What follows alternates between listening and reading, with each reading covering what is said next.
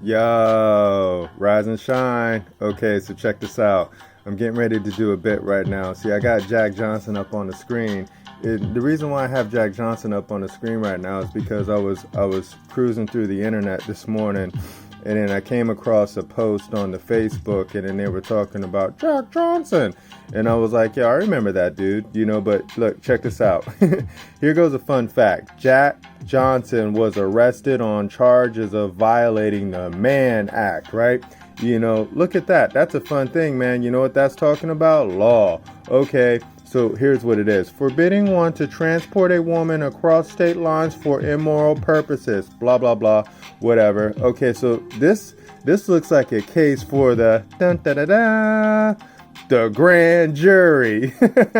Hi, grand jury. Okay, so let's check this out. Let's set it up right now. Ready? Here we go. Boom. All right, we got the order. Remember, we always got to set the order because this is how we know where we are in the realm, right? Remember, order. God created world, check, right? God created man, aka people, check, okay? People created states, check. People created constitutions, check.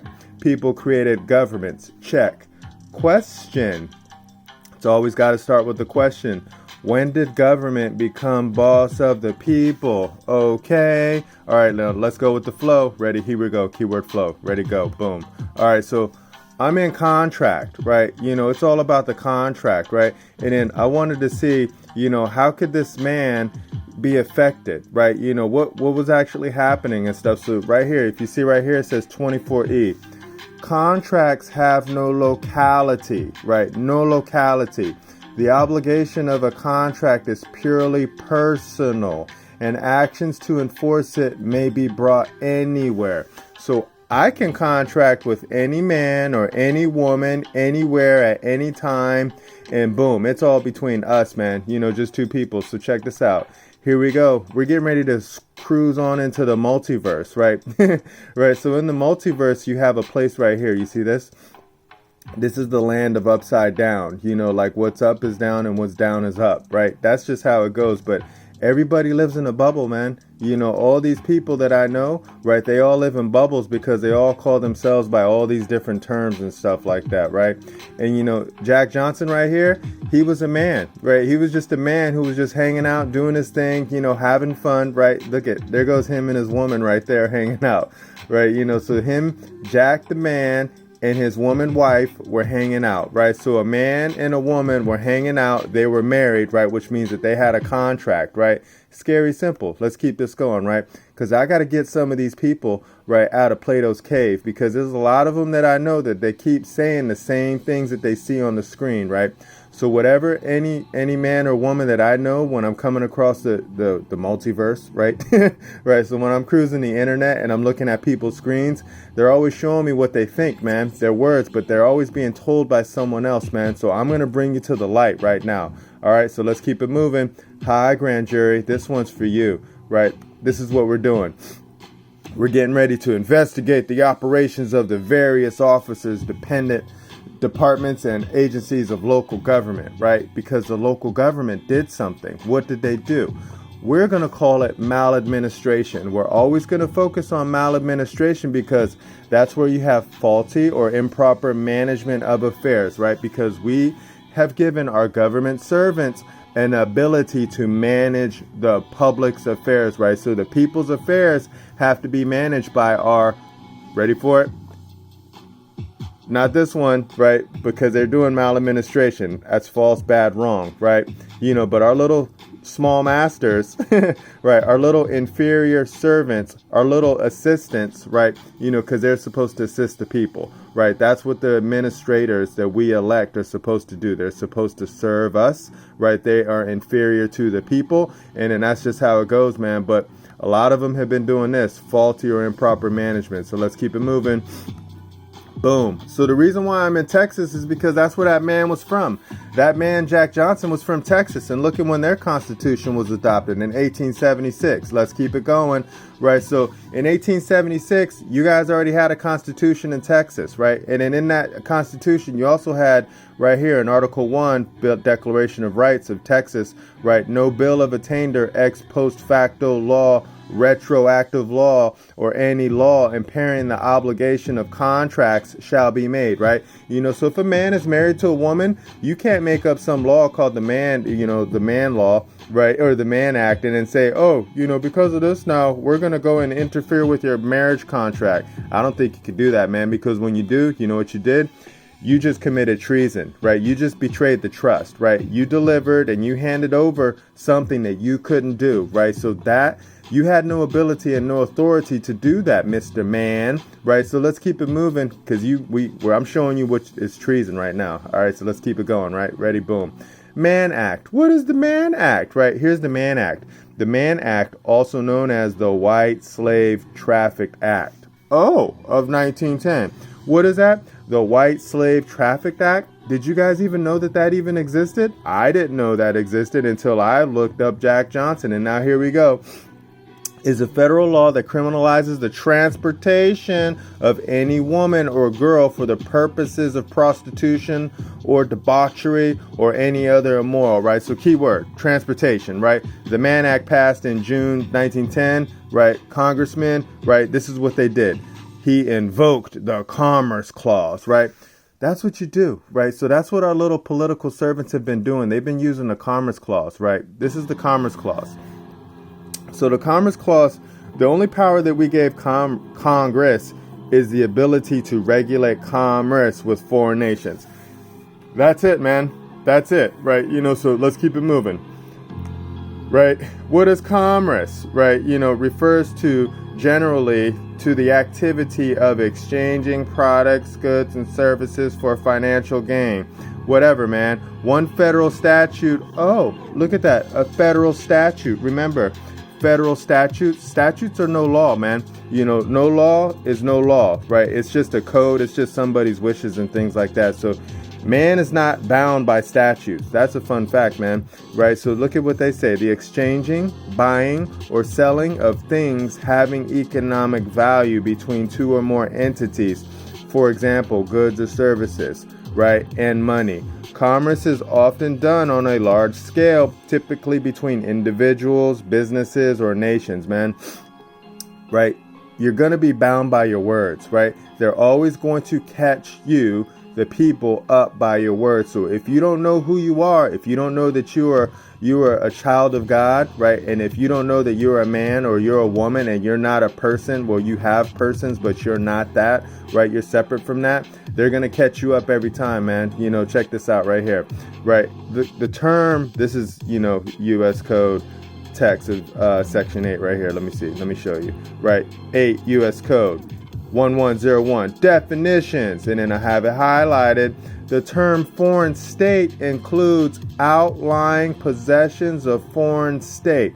The reason why I'm talking about foreign states is because they were using the Commerce Clause in order for them to interfere with this man's marriage, right? But look at this. But self-governing dominions or territories under mandate or trusteeship shall be regarded as separate foreign states.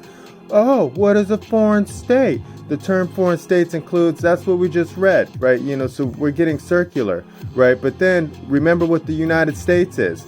The term United States, except as otherwise specifically herein provided when used in a geographical sense, that's called a map, man, means the continental United States. Ooh, you can't bind that, right? Alaska, Hawaii, Puerto Rico, Guam, the Virgin Islands of the United States, and the Commonwealth of the Northern Mariana Islands, right? They're getting circular, right? They're getting very circular because they're using words to define words, man.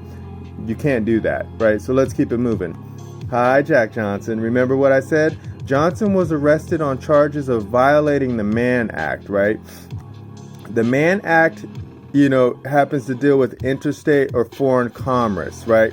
That's what they were dealing with, right? Because they tried to get him up on this right here with the Commerce Clause, right? So they did that, right? And then they used the Mann Act, right, to trap this man in what we call marriage, right? But then if you see what marriage is, marriage, action entering into wedlock, right? State of condition of being husband and wife, right? This is what they're doing, man. They're always tricking you with the words, right? But here we go, meanings. The marriage vow, formal declaration or contract by which, see that, contract, by which two join in wedlock, right? Let's look up the word contract. Hi, contract. Look at contract, to draw into a smaller compass, right? But if you see it, two words, contract, with, together, to draw. Tract is hand, man, right? So check this out right here.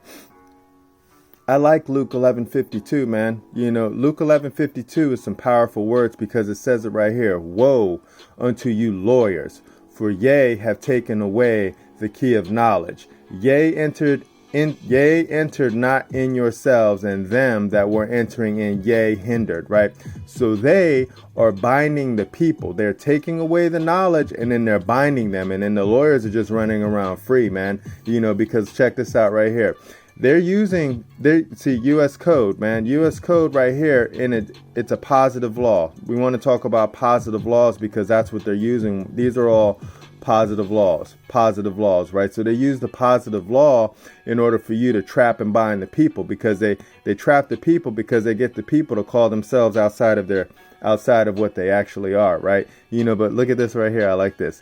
In general, the term positive law connotes statutes. Ooh, statutes are no law, man. Statutes are for our servants. Remember that, right? But then if you keep reading right here, connotates statutes, i.e. law that has been enacted by a duly authorized legislature. Remember this right here. People create states. People created constitutions. People created governments, right?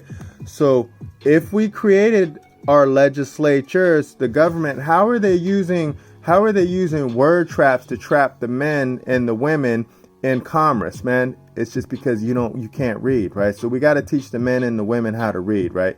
You're right. So check this out. As used in this sense, positive law is distinguishable from natural law, right? The term natural law, especially as used generally in legal philosophy, when the lawyers are chattering amongst themselves, refers to a set of universal principles. Whenever you see universal principles, they're talking about God, and rules that properly govern moral human conduct. So whenever you see that, they're talking about God's laws, right? These are God's laws, right? Unlike a statute, a natural law is not created by human beings. Remember what I said? Rather, natural law is thought to be the pre-existing law of nature. That's when you're talking about God, man. And check this out. Boom, right here. What did God say? Let them have dominion, right? All you have to do, check this out. Here's a little secret, right? So I hang out with number 2, Chokma. Chokma is wisdom. Raziel, secret, right? This is one of the angels that I hang out with, right? And I'm sharing a secret with you. And this secret is called wisdom, right? God said right here in Genesis 1:26. So you just open up the Bible and you read it, and you're going to have the law right there. And it says right here, and God said, let us make man in our image, after our likeness, and let them have dominion, right? Man has dominion over all of this, right? So this right here, this man was mislabeled, right? So they mislabeled this man, and then his lawyers right here, they hid the knowledge from him, and then they trapped him, right? And then, that's just what they do. That's just what they do in the multiverse, man. Right? So in the multiverse, they're always hiding the words from you, right? Because they always want to keep you trapped in this cave right here, man. Because, they never want you to know what the word is, man, because the word is all we have, right? And then once you know what the word is, you're free, man. So check this out. Remember, order. God created the world. God created man, aka the people. People create states. People created constitutions. People created governments. Question, right? When did government become boss of the people? Answer, never, right? They are never the boss of the people. The people are the boss, because that's what God said. You know why? They have dominion. Scary simple service, man. So I'm done. That's it. Jack Johnson, I'm sorry that you didn't call yourself what you are, right? I'm sorry that you didn't have the knowledge to get out of that trap, that word trap. But, that's why we live in the times that we live in right now, so we can show the people how to be free, man. All right, so I'll check you guys out in the future. Remember, nobody's having more fun than us. Bye.